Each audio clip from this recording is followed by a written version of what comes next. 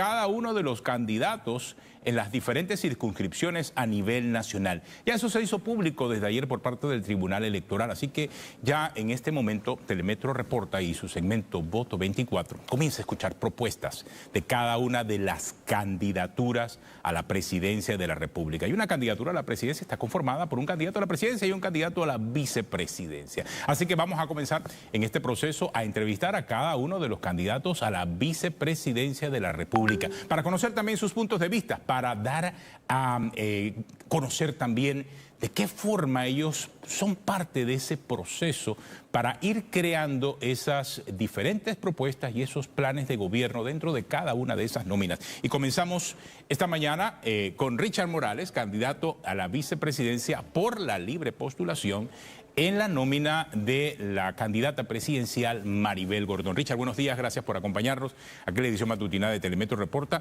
Sí, sería bueno comenzar analizando primero esa perspectiva que tienes acerca de los principales problemas que tiene el país ahora mismo. Desde tu punto de vista, tú no eres nuevo en la política, creo que estuviste también presente en la campaña pasada. En esta vuelta vas por la libre postulación y sí sería bueno esa visión tuya acerca de cuáles son esos principales problemas que tiene el país.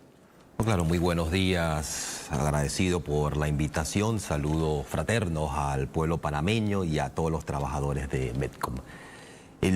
Los principales problemas del país evidentemente son muchos. Sabemos que somos un país profundamente desigual, el segundo más desigual del continente, el sexto más desigual del mundo, una enorme pobreza en Panamá, 917.000 panameños no pueden costear las necesidades fundamentales de vida. Tenemos un desempleo elevadísimo, sobre todo entre los jóvenes. Un 54% de los jóvenes están actualmente en desempleo, están buscando trabajo y no lo encuentran. Pero esta pobreza también afecta a los trabajadores. Un 33% de los trabajadores asalariados son pobres, es decir, trabajas y aún así no puedes costear las necesidades fundamentales. Pudiéramos entrar en esos distintos problemas que hay, los sociales, los políticos, los económicos, pero tendríamos que ir al corazón, a la raíz, porque si nos quedamos en la superficie no logramos avanzar como sociedad. Y aquello que se evidenció particularmente en las protestas del año pasado en contra de la minería, pero también del año antepasado, en el 2022, contra el alto costo de la vida, es que tenemos una política económica que ha fracasado, un modelo que está agotado, un modelo de país que lo que ha logrado es un crecimiento, pero de la concentración de la riqueza en pocas manos, en pocas actividades económicas, en pocas regiones del país. Requerimos desarrollo nacional, desarrollo social, y para eso requerimos un proyecto de nación. Un proyecto de nación que tenga en el centro la satisfacción de las necesidades materiales y también espirituales de las grandes mayorías, que se satisfagan las aspiraciones de los panameños. Esto requiere que podamos garantizar el derecho al trabajo. Los panameños quieren trabajo digno, bien pagado. Para esto requerimos desarrollar las capacidades productivas de este país. Ahí o hacia allá sería el enfoque primordial, específicamente plantea usted como vicepresidente. Y voy a algo, las promesas son importantes y creo que una administración gubernamental va a cumplirlas, pero en el camino, y sobre todo en nuestra realidad, hay temas como una deuda pública histórica, un presupuesto que al final del camino ustedes no saben qué sí van a poder hacer y qué no van a poder hacer en la próxima gestión gubernamental. ¿Son estos a lo mejor algunos obstáculos que hay en el camino para poder desarrollar un plan de gobierno y que sí se pueda llegar a cumplir? Educación, salud, generación de empleo, que creo que son uno de los principales retos. Sin duda, hay obstáculos, hay trabas a lograr ese desarrollo, a que Panamá dé un salto y se pueda convertir en una nación moderna, avanzada, para beneficio de las grandes mayorías. Entre esas trabas está, sin lugar a duda, la corrupción. Y para eso requerimos el asentamiento del Estado, para que el Estado sirva no para montar negocios para los donantes de los candidatos y los círculos cero de esos candidatos, sino para lograr ese desarrollo, ese bienestar que se está buscando. Así que se requiere, para que haya ese asentamiento, tiene que haber justicia. Y se requiere investigar, se requiere juzgar y condenar a los corruptos en este país. Eso toma tiempo.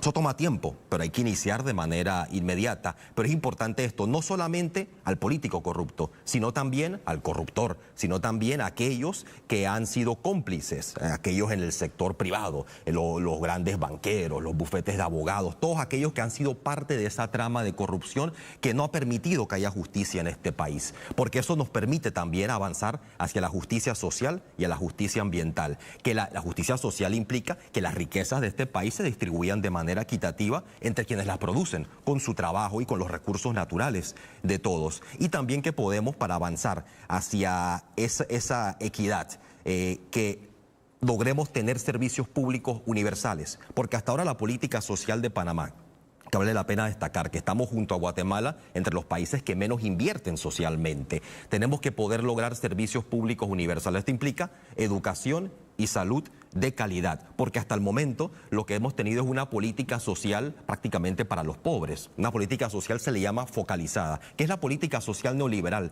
donde tú transfieres un dinero a los más pobres de la sociedad y vas a la vez destruyendo los servicios públicos para poder irlos privatizando. Es decir, tratas los servicios públicos como si fuera una especie de limosna o caridad. Pero, por ejemplo, nosotros creemos en elevar el nivel de esos servicios. ¿Cómo ustedes podrían generar empleos de calidad? Porque ahorita mismo nosotros tenemos un nivel de informalidad que no es que ha bajado, temas de pandemia y demás, toda la crisis social que hemos tenido, pero ¿cómo generar realmente? Creo que eso es lo que el panameño está esperando. Ya se le acabó el tiempo, esta gestión gubernamental es el deseo y la esperanza del ciudadano para el próximo gobierno. ¿Cómo se genera un empleo de calidad cuando aquí estamos en la cuerda floja de perder un grado de inversión, con una deuda pública, con muchas situaciones que está viviendo el país? Sí, ahí habría que regresar a esas trabas nuevamente, esos impedimentos que tenemos para que Panamá se desarrolle, se pueda desenvolver. Entre esos están esos poderosos monopolios económicos que impiden que la actividad económica panameña pueda diversificarse, pueda democratizarse, pueda prosperar. Pero concretamente, uno requiere una política nacional que se enfoque en cómo desarrollar las capacidades productivas del país. Esto implica apostar a la industria y a la agroindustria, que son sectores productivos, sectores generadores de mucho más empleo, porque hasta ahora la economía panameña se ha concentrado en sectores especulativos. La especulación inmobiliaria, la especulación con los alimentos, la especulación con los medicamentos. Es decir, este uso especulativo de la posición geográfica, porque recordemos, Panamá logró conquistar el control de su posición geográfica y eso ha sido despilfarrado por gobierno tras gobierno. Nosotros recibimos el canal y las áreas revertidas y eso debimos haberlo integrado al resto del país, integrarlo a las provincias, a las comarcas y articular esa zona de tránsito, ese sistema logístico nuestro con polos de desarrollo industrial y agroindustrial en distintos puntos del país. Acláranos algo, porque acabo de escucharte y hablabas de que había que acabar con esta política social neoliberal. Claro, el neoliberalismo como tal, entiendo entonces que estamos hablando de liberalismo. Una política social liberal que es la que existe, neoliberal como la has planteado. Lo contrario sería una política social colectivista, asumo yo. ¿Qué es lo que están planteando eso? ¿Una política social colectivista? O sea, salir del sistema actual de la economía como la conocemos a una nueva economía. Se está planteando, primero que todo, una vía propia, la vía al desarrollo, a superar, a liberarnos de la necesidad, del atraso. Es una vía que tiene que ser propiamente construida dentro de Panamá a partir de sus potencialidades y eso implica una vía a la vez democrática, pluralista, dentro del Estado de Derecho, es decir, con el respeto pleno a los derechos humanos y profundizando esto, que haya cada vez más pluralidad, cada vez más democracia.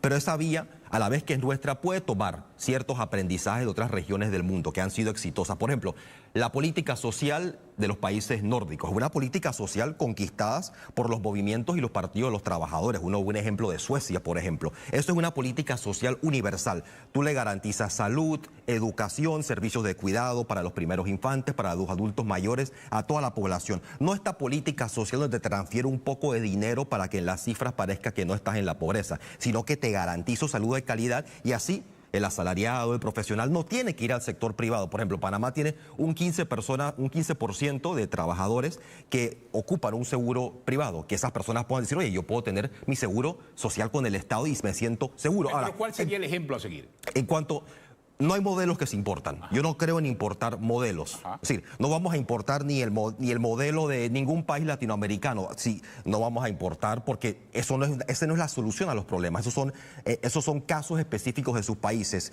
No queremos ni acercarnos en cuanto a imitar Venezuela, de Maduro o cualquier otro gobierno, y tampoco Milei de Argentina, porque aquí han surgido las personas ahora que dicen que Panamá tiene que imitar a Milei. Dejemos de pensar en importar modelos. Milei es el liberalismo, es lo contrario a lo que tú me estás diciendo. Pero son modelos importados. Ese es casualmente el modelo que no se quiere traer a Panamá. Desde el 79 en adelante, Panamá ha venido importando un modelo de política económica que nos impuso los organismos financieros internacionales desde esa carta de intención con el Fondo Monetario Internacional. Ahora, por ejemplo, en política industrial, ustedes lo están mirando hacia el otro extremo, no hacia el lado liberal, sino hacia el lado... Aprendemos de lo que funciona. Los países asiáticos como Corea del Sur, como Singapur, como China, lograron estrategias exitosas de industrialización. Eso implica... Pero esos son modelos liberales, ojo, incluyendo China, que es una especie de capitalismo de Estado.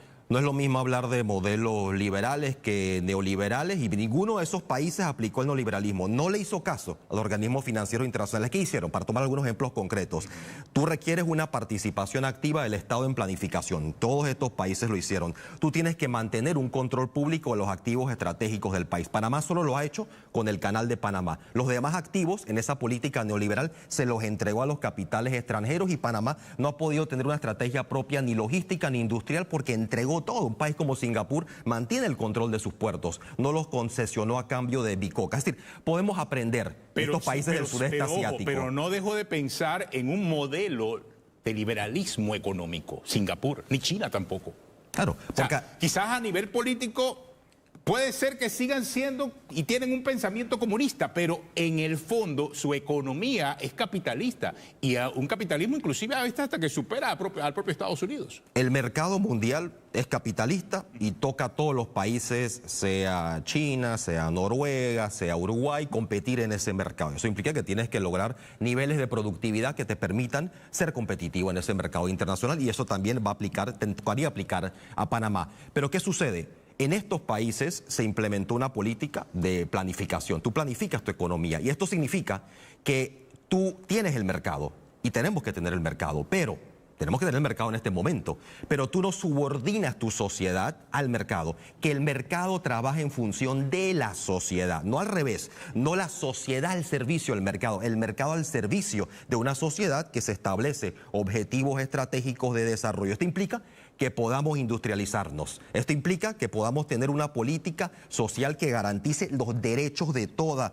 la población. Y eso significa también que los activos estratégicos deben tener esquemas de propiedad pública o mixta, pero que a la vez haya mercado donde hay propiedad privada y pueda haber inversión nacional y extranjera. Estas van a coexistir, pero lo importante es que tú estableces una dirección. Por ejemplo, tú requieres inversión en ciencia y tecnología. Ahí tiene que jugar un papel clave el Estado. Panamá en ciencia y tecnología invierte actualmente 0.13%. Nada. Y si quitas el Smithsonian, 0.08%. Este país no le ha apostado a la tecnología, pero muy importante, para que un país logre desarrollo, tiene que lograr generar incrementos de productividad, pero retribuir a la gente. Por tomar un dato, del 91 acá, en promedio, la productividad de los trabajadores en Panamá ha aumentado un 3% en promedio por año.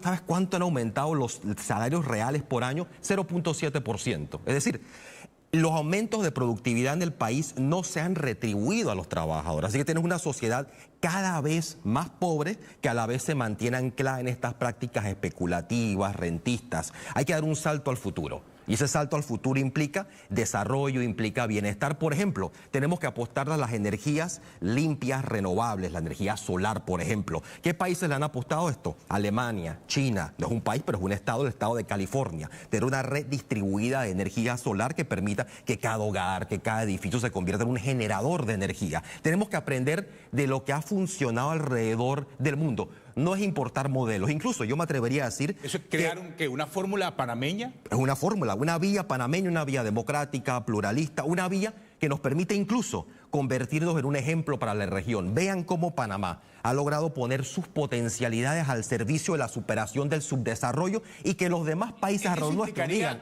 ¿Transformación de activos importantes como el del Canal de Panamá? Eso implicaría integrar el canal al resto del país, a la actividad productiva, porque actualmente el canal sigue operando como un enclave que simplemente le paga una renta todos los años al Estado panameño, pero opera casi a espaldas del país. Incluso lo vemos en esta discusión actual sobre la ausencia del agua. Tenemos que tener una estrategia donde el sector logístico panameño está integrado al sector productivo panameño para que efectivamente logremos ese desarrollo, logremos esos empleos y... Porque en el momento es más caro mover, por decir algo, es más caro mover un contenedor de Chiriquí a Panamá que moverlo de Panamá a Europa. Ahí hay un problema, evidentemente, la ausencia de puertos de cabotaje. Es decir, hay una falta de estrategia. ¿Y por qué? Porque nos hemos mantenido esta lógica de que el Estado es para hacer negocios, para ahora, en entregar concesiones. El cartel de los contratos. Cada año llegan los socios del poder a buscar contratos. Por ejemplo, en el caso minero, independientemente de la posición puntual que pudiste haber tenido con relación a el caso de Minera Panamá, ¿debe el país seguir una política minera o no? ¿Qué piensan ustedes? No. Aquí hay una posición que a la vez ha sido coherente históricamente por parte de Maribel, por parte mía. Solo por decirlo que Maribel ya se venía oponiendo a la minería desde los 80 en su época de estudiante. Yo vengo participando en distintas acciones. O sea, no es un tema coyuntural de Minera Panamá. Es cero minería para el país, que no se utilice. Es un país libre de minería metálica a cielo abierto. Creemos que las riquezas naturales pueden aprovecharse para beneficio del país sin destruirlas. Creemos, por ejemplo, que se puede desarrollar el ecoturismo, que se puede desarrollar la agroecología, que se puede desarrollar también la biotecnología, que es donde tú tomas la biodiversidad para el desarrollo de distintas tecnologías, como por ejemplo los medicamentos. Es decir, podemos aprovechar esa riqueza natural sin destruirla. Panamá tiene un 4.9% de toda la biodiversidad global relativo a su tamaño. Esa es una riqueza tremenda y nos enfrentamos, recordemos esto, a una crisis global, a una crisis climática. Cada país le corresponde jugar su papel. Por eso tenemos que dar de preservar nuestra riqueza natural, nuestros ecosistemas, lo que incluye además la preservación del agua. Panamá es un país con un tal nivel de precipitación y los estamos despilfarrando y la deforestación y la minería contribuyen a la crisis del agua. Ahora, y el tema turístico, por ejemplo, ¿dónde entraría? O sea, el tema de otros sectores en los cuales el país pudiese desarrollarse. Hablamos de logística, hablamos de turismo. ¿Qué otros sectores entonces habría que impulsar para ese desarrollo económico? Ahora, el turismo tenemos que superar ese turismo de convenciones. La idea de que el turista va a venir a Panamá para una convención o para encerrarse en un centro comercial. Panamá tiene una riqueza histórica, cultural, natural que no estamos aprovechando y eso requiere organizarlo. Hay un plan de desarrollo turístico, se está ignorando efectivamente dónde son sus polos, uno puede estudiar lo que ya existe, pero a la vez tú requieres generar ese turismo de experiencias, que el que venga aquí sepa, este es un país que tuvo una ocupación estadounidense desde prácticamente 46, desde el Mayarino Bidlack. Este es un país que tuvo bases militares no solamente españolas de la época colonial, sino también de la época estadounidense. Este es un país con una rica historia. Nacimos por el canal. 1900. Que tú puedas ir a Colón y tú digas, oye, mira la historia de Colón, ¿a dónde está la casa de Prestán? Ese gran héroe nacional, liberal. Bueno, la casa de Prestán la tumbaron, un patrimonio histórico. Es decir, tú tienes que generar... ¿Un temático usted se refiere? Claro, porque histórico. Tú quieres que el turista pueda venir al país y pueda conocer su riqueza, que vaya a los pequeños comercios y también viene otro punto. Tú requieres integrar en esas cadenas de valor de producción, pero también de turismo, a los pequeños empresarios. Actualmente, el 80% de la riqueza que generan los trabajadores de las empresas se generan en la gran empresa. Así que aunque la mayoría de las empresas son pequeñas, gran parte de ellas no concentran la riqueza en el país, sino se la queda ese 3% que son las grandes empresas. Tú tienes que integrar tanto a los trabajadores informales, esos casi 800.000 o ese 60% cuando tú agregas a los trabajadores informales del campo, tienes que integrar a la micro y pequeña empresa, a los pequeños empresarios, a esas cadenas de valor, para que ellos sepan, yo tengo garantizado mercado cuando va a venir el turista, cuando hay que involucrarse en una actividad comercial, cuando el gobierno va a contratar a alguien. Tú los integras en cadenas de valor. ¿Eso qué te permite? Superar el principal problema del pequeño empresario, que es el aislamiento. Eres pequeño, te dominan los monopolios, te dominan los mercados. Asegurarles mercado crédito, conocimiento y tecnología. Eso no se hace en la actualidad. Hay una ANPYME. La ANPYME te entrega un dinerito para que te compre unos equipos y veas cómo sobrevives. Por eso tú requieres planificación estratégica. Y no solo a corto plazo, que es 5 años, sino a 15, a 20 años. ¿Qué es lo que hicieron estos países que usé de ejemplo asiáticos? Ellos planificaron a futuro y le apostaron a los sectores que tenían algún potencial de desarrollo. Ahora, eso es lo que no están haciendo los gobernantes actuales porque están atados. Es lo que mencionaban de cuáles son las trabas al desarrollo. Señor, son los intereses creados que no nos permiten convertirnos en ese ejemplo para la región y del mundo de cómo un pequeño país se convierte en potencia. ¿Y por qué se convierte en potencia? No por el tamaño de su ejército, que no tenemos, o no por el tamaño de sus fábricas, sino por el bienestar que alcanza su población, sino por esa calidad de vida, al igual que por la posibilidad de poner ese desarrollo científico productivo al servicio de su gente. ¿Usted cree que Panamá está preparado para un gobierno de izquierda? Yo creo que Panamá está preparado para un gobierno al servicio de su pueblo, un gobierno que lo represente su pueblo. Podemos hablar de casos en la región, por ejemplo. Está el ejemplo porque siempre se toman ciertos ejemplos, particularmente de países que tienen sanciones o bloqueos. Tomamos el ejemplo de Uruguay, tuvieron gobiernos exitosos de Tabaré Vázquez, de Pepe Mujica, y eso ayudó a Uruguay evidentemente a avanzar. Si tomamos ejemplos de países de izquierda, todos los ejemplos que he mencionado, países nórdicos, países asiáticos, caben ahí. Panamá está preparado, no tanto porque esté preparado mentalmente o algo así, sino porque urge un gobierno, se necesita un gobierno que ponga los intereses de las grandes mayorías y no de esas pequeñas minorías que siempre nos han dominado. Porque aquí siempre nos han gobernado los mismos. Desde 1903 en adelante nos han gobernado los mismos. ¿Y los mismos qué hacen? Financian a los candidatos del poder, a los candidatos del poder económico. Así que uno busca a los demás candidatos contra los que se enfrenta Maribel y uno ve que son distintas caretas, distintas variantes la palabra de lo mismo. de izquierda, Richard. ¿Ah? No le gusta utilizar la palabra de izquierda. No, yo puedo... Es que Dorcas se lo preguntó directo. Directo, claro. Pero no sé. No hay problema, no hay problema. Un gobierno de izquierda que implica un gobierno que esté comprometido con medidas progresivas. Es decir, que logremos ser una sociedad cada vez más libre de la necesidad, del atraso, del subdesarrollo. No hay problema con usar el término. Pero estemos claros en algo. Podemos clasificar a este proyecto como de izquierda en la medida que plantea un avance, pero estemos claros que a la hora de hablar de los demás, clasifiquémoslo como lo que son grupos de derecha, que implica que conservar los privilegios y la estructura de poder actualmente existente. No hay problema. Hay una disputa aquí, una línea entre quienes están buscando el avance social, que logremos avanzar históricamente, que este pueblo panameño por primera vez escriba su propia historia. Y el modelo que usted ha dicho que no importaría, sino que sería netamente panameño, es completamente de izquierda, me imagino. Es un modelo que se construye democráticamente con el pueblo, porque la idea es sencilla. La idea es que lo que se necesita nace de las potencialidades del país. Y tú dices, ¿cuál es la principal potencialidad del país? Su posición geográfica. ¿La hemos aprovechado para el desarrollo de la industria, agroindustria, para elevar las condiciones de vida de la población? No.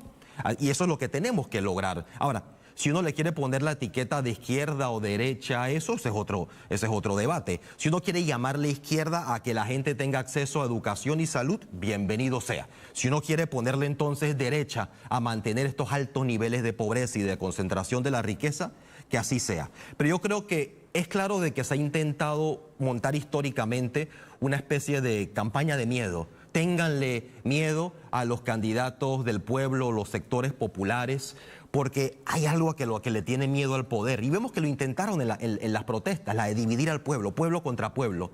Porque cuando el pueblo le tiene miedo al propio pueblo, le tiene miedo a las candidaturas populares que buscan desarrollo, de alguna manera pueden pasar casi que por contrabando, por escondido, los candidatos del poder económico. Así que lo que necesitamos es un Estado que cuide, que proteja, que acompañe ese proceso de desarrollo y que permita que haya verdaderamente lo que hace falta en Panamá, que es libertad. Porque ¿de dónde viene la libertad? Cuando tú eres libre de la necesidad, libre de la miseria y puedes desarrollar tus propios proyectos de vida. Muchas gracias, Richard, por acompañarnos. Richard Morales, candidato a la vicepresidencia de la República en la nómina por la libre postulación de la candidata presidencial Maribel Gordón.